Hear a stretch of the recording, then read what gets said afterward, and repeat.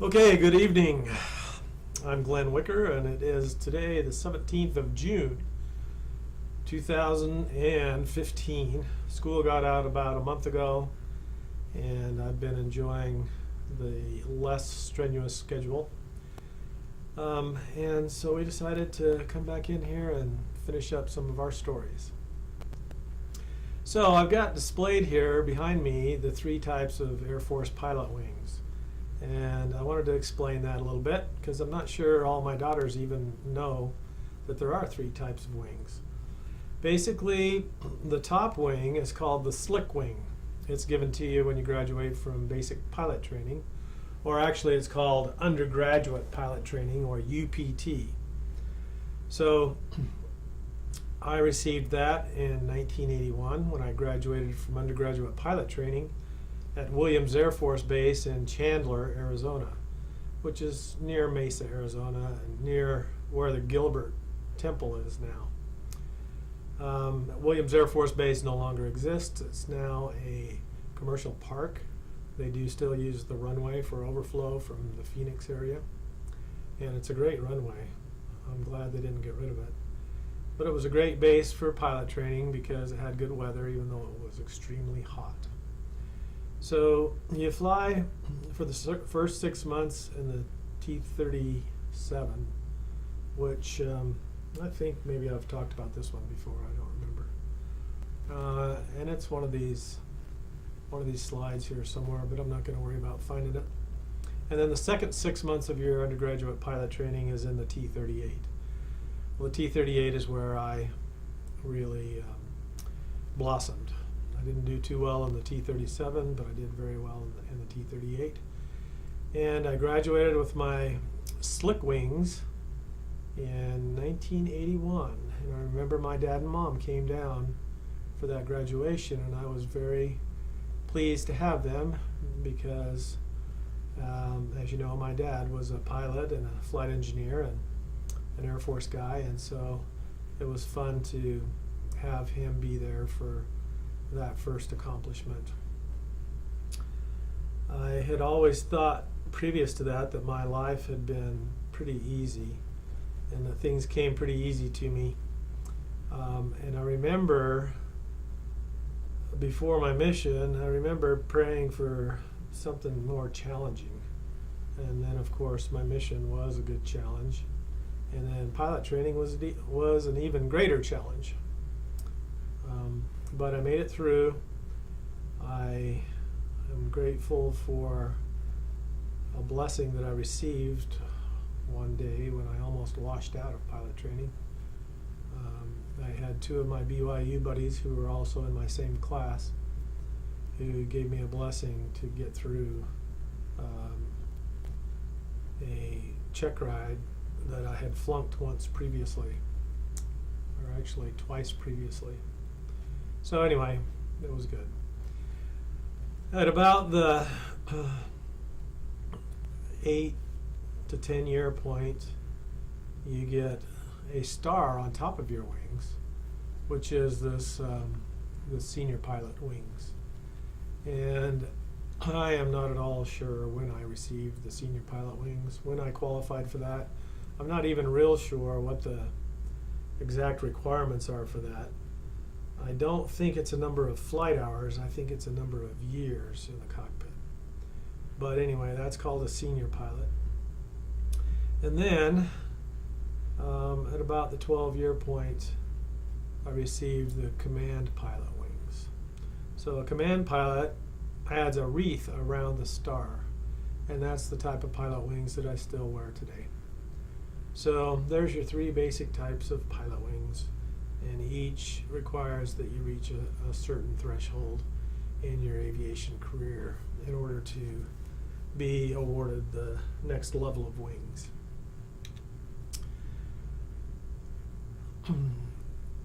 When I was flying the constant shotgun program, which I'll explain in just a minute, I had to stay current in an airplane, and so they assigned me to the Washington, D.C. Air National Guard, which flew out of Andrews Air Force Base. And I got to get checked out in the C-21, which is the designation that the Air Force gives to the Learjet.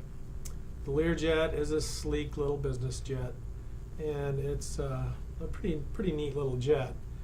But I must say that it was very boring to fly the Learjet after having flown some pretty awesome airplanes like the U-2 and the T-38. Because in the Learjet, all you do is take off, cruise, and land. And that just isn't much fun flying-wise for me. Or it wasn't at the time. Now that's all I ever get to do too, but anyway. So I was happy that they put me in the Learjet because it did a couple of things for me. Because one of the instructors at the Air National Guard there was an FAA examiner, I was able to take my airline transport pilot check ride in this airplane and get the highest level of a civilian pilot's license that you can get, which is the ATP, Airline Transport Pilot. I got that license so that I could transition from Air Force to the civilian airlines. However, I never did make that transition.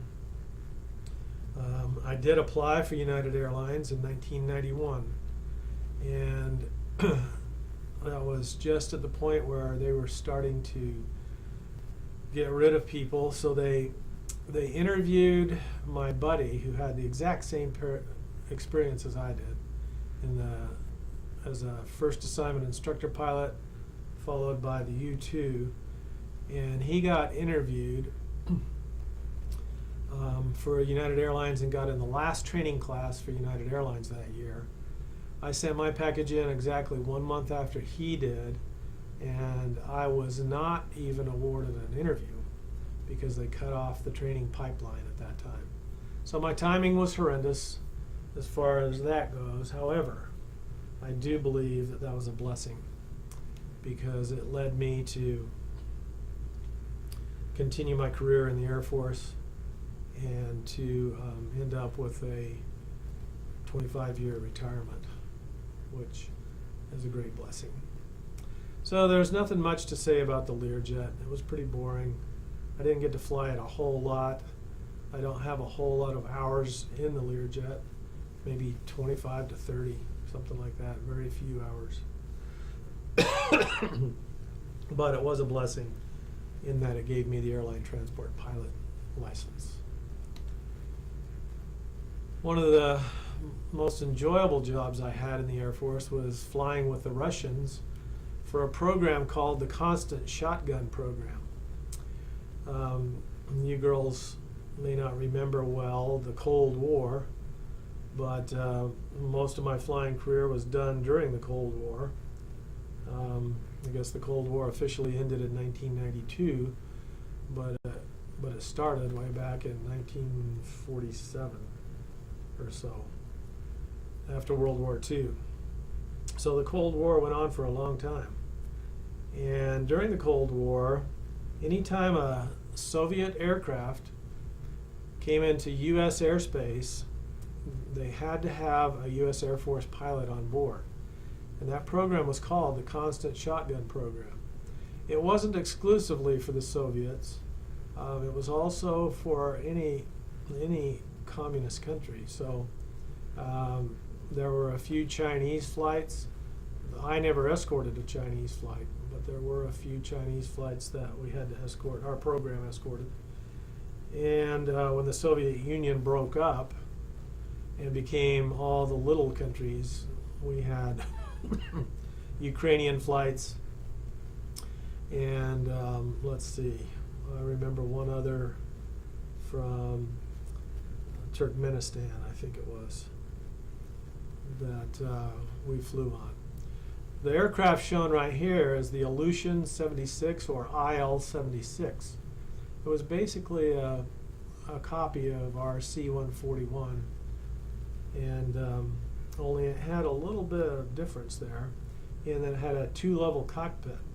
So if you look at the picture closely, you can see that up at the top is where the air crew sat, and there's a set of stairways that come down, and the navigator sits in this open window on the bottom of the nose. And so I did some of my flights from down here. Now it's really interesting when you come in for a landing from down here, because it looks like the ground is rushing up to you as you come in. It looks like you're going to get scraped along the runway because you're so close to the runway. However, of course you don't. But the Aleutian 76 didn't have big legs. And when I say legs, that means how long you can fly without refueling, without stopping for fuel. So whenever the Aleutian 76 came into town, we usually picked it up in Gander, Newfoundland, up on the east coast of Canada. Gander is a beautiful place. It's so green, so many evergreen trees, and it just smells great. There's not much around there, but it is a pretty little town. And whenever we go up to Gander, we stayed in a little bed and breakfast that was a pretty well-kept and comfortable little place. We got to know the family there quite well, and I wish I could remember their names. I wish I could remember the name of the bed and breakfast, because we stayed there a lot, on a lot of trips. The family got to know us. They just let us have the run of the house like it was our own house. And they fed us well, the beds were comfortable, and it was often wintertime up there. So it was warm in the house. We could wash and dry our clothes as needed. And sometimes we got stuck up there for a while. The Russians were not real dependable. So sometimes we get called out on a mission and go up there and wait for 3 or 4 days before the Russians would ever show up. It was incredible. I don't know how they ran a country like that. But anyway,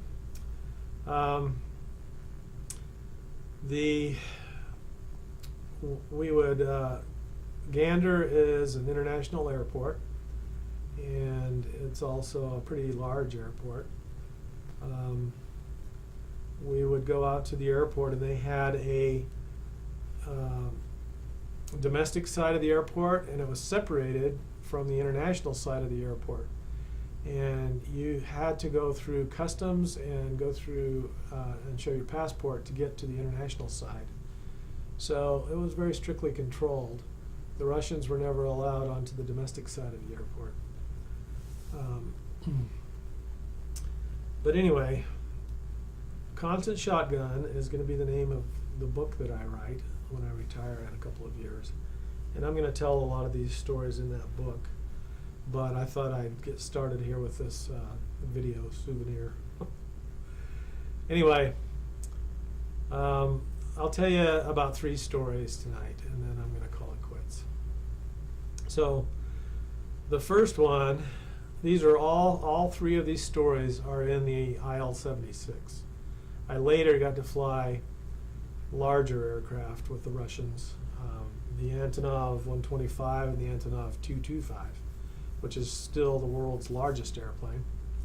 But I'm going to save those for another night because I'm getting tired of talking right now. So the first one with the IL-76. I found out that the Russians have 2 basic types of pilots. You got your good pilots and you got your bad pilots.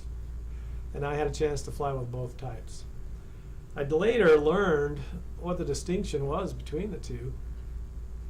And it was basically that the good pilots were those who had been trained through the military system, and the bad pilots were those who had been trained through the civilian system and had never been in the military.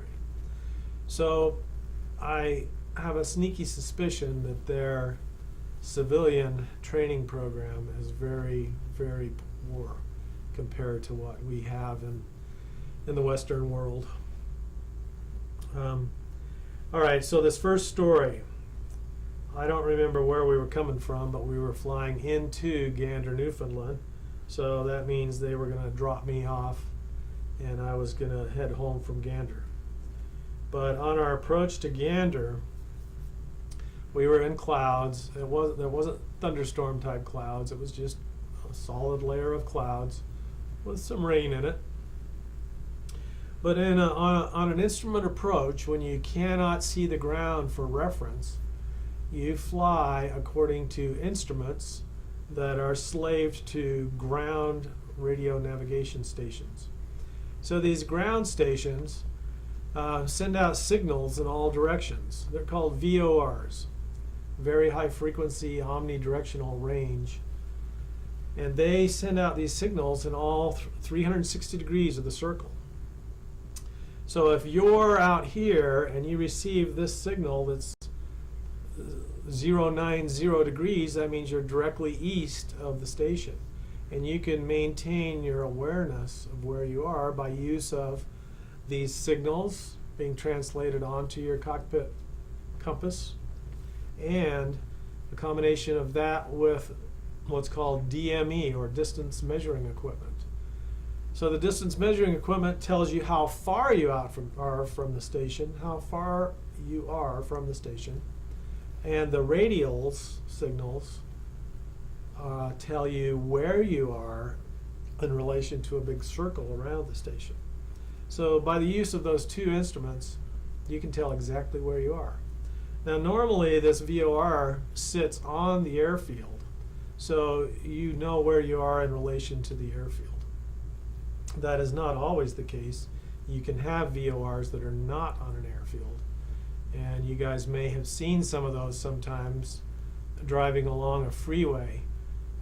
If you look off to the side of a freeway from here to Nevada, to Las Vegas, from St. George to Las Vegas, off to the west on I-15, about halfway between here and Las Vegas, you'll see a VOR station off to the side of the road.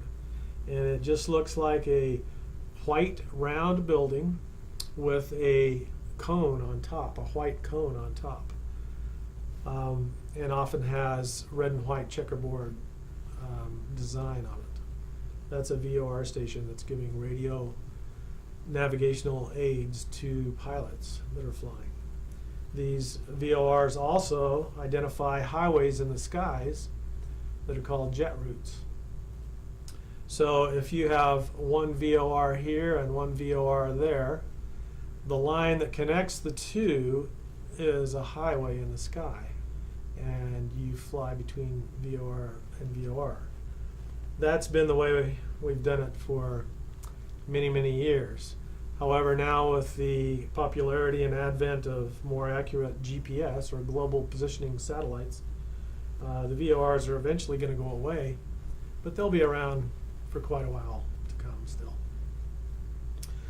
So anyway, when you fly an instrument approach into an airfield where you're in the clouds and you can't see the ground, you fly also a glide slope that starts you down towards the runway. When you reach a certain altitude, which is usually about 200 feet above the ground, and you're still on instruments and can't see the runway, this is called decision height. And at decision height, if you don't see the ground, you have to do what's called a missed approach, and you continue and climb and go around and try it again, hoping this time that the weather, the ceiling has raised and you'll be able to see the ground this time. Well, it's an actual legality that you must go missed approach once you hit decision height if you can't see the runway, or at least the runway environment. So on this approach I was in the cockpit and I had a headset on so I could hear everything that was going on, but I was not at the controls. In the constant shotgun program, we generally were not at the controls, but once in a while they'd let us fly the airplane. We were there to ensure that, one, that they didn't overfly any sensitive area in the United States. Two, that they understood the air traffic controller's instructions and followed them. And we were there to get to know the pilots and the airplanes. Those are the basic three functions that we had. And we did get to know the pilots, and we made friends with the pilots, and it was a really enjoyable experience. Well, on this one flight to Gander, Newfoundland, we were in the clouds on a descent. I was in the cockpit, but not at the controls. And we flew down, and we hit decision height. And the pilot did not go around, did not execute a missed approach. Well, that's dangerous because these procedures are set up to ensure that the airplane will never hit anything on the ground or a tower or anything like that. He continued to descend below decision height. Finally, when he descended for 50 feet or 100 feet below, probably about 50 feet, I said, "Hey, you need to execute missed approach." And he didn't. He continued. He got down to 100 feet above the ground, and we still didn't see the ground. And finally I got mad because now my own life was in danger. And I said, "Hey, you need to go around now." And he didn't. He went on down. So here's the runway. I'm gonna do this sideways so you can see. Here's the runway right here. And we came down, and finally we saw the ground. Well, he wasn't even lined up with the runway. He was offset. So low to the ground at a low airspeed, which is dangerous, he jinked the airplane over to line up with the airplane, and then, with the runway, and then jinked it back. And when he landed, his left main wheel was off the runway in the grass, like this. And he used his rudder to get back onto the center of the runway and brought the wheel onto the runway. As he came over, he busted out a bunch of taxiway lights on the runway and got mud and grass in the wheel between the tire and the rim. So I was just horrified. I had never seen such a bad and dangerous procedure done before. And I was just really upset with him. Well, we got out, we taxied in, got out of the airplane, and the airfield manager at Gander, Newfoundland came out. And he said to the pilot, so he was standing here, the Russian pilot was standing here, and I was behind the Russian pilot. The airfield manager says, "Hey, did you guys land off the runway out there?" And the Russian pilot says, no, we had a perfectly fine landing. And I was behind the pilot, and I was going, "Yes, we landed off the runway." And I said, "You go out and check. You'll find glass all over the runway from the busted taxiway lights, and you'll find mud and grass in the wheel." And I pointed right to the mud and grass in the wheel. So I am hopeful that they that they wrote this guy up and gave him a violation of flight regulations, because it was a very dangerous maneuver. So he was an Aeroflot pilot. Notice that the paint job on this IL-76 is Aeroflot. By the way, the reason we were bringing IL-76s into the U.S. was for one of two purposes generally. The first one was that whenever an air show came, Soviet airplanes came to a U.S. air show, the IL-76 would bring the support equipment in the cargo bay for the fighters that were flying in the air show. And they would also use the IL-76 for a static display. So anyway, and the other reason would be if there was going to be a political summit, like when President Gorbachev came to meet with President Reagan. I flew in an IL-76 that had President Gorbachev's ZIL limousines. ZIHL was the manufacturer of his limousines. And we carried those limousines in the back of the airplane. So that was pretty cool. So those were the two main purposes for the IL-76 coming into U.S. airspace. All right, so that was story number one. While I'm talking about President Gorbachev's summit with the limousines, no, I'm going to save that story for later, because I have a visual aid that I want to use for that one. So I need to write myself a note, don't I? Okay, so, all right, second story regarding the IL-76 was a story when we were flying into, I believe it was Cleveland, Ohio. I cannot remember for sure, but I'm pretty sure it was somewhere in Ohio. Anyway, this place in Ohio had two airports that were separated by about, I'd say, 3 miles, and they were offset from each other. So I'm showing you the runway as if you're looking at them from above. So here's runway that we were supposed to land at, and up here is the runway, is another runway that's off at the distance about 3 miles, and they're not lined up like that, they're offset like that. Well, going into Cleveland, you can imagine, is a pretty busy place, lots of air traffic, and one of my jobs was to make sure that the pilot understood the air traffic controller's requirements and directions. Well, the air traffic controller, or ATC as we call them, cleared us to do a visual straight-in approach to this runway. So that would mean we'd line up out here, come, start a descent, and land on this runway right here. Well, obviously there's other traffic over here that's going into this other airport, and I don't remember the name of the airports. Well, what this guy did, this Russian pilot, is he was about right here, halfway between the two runways. And they cleared us for the approach, for a visual approach.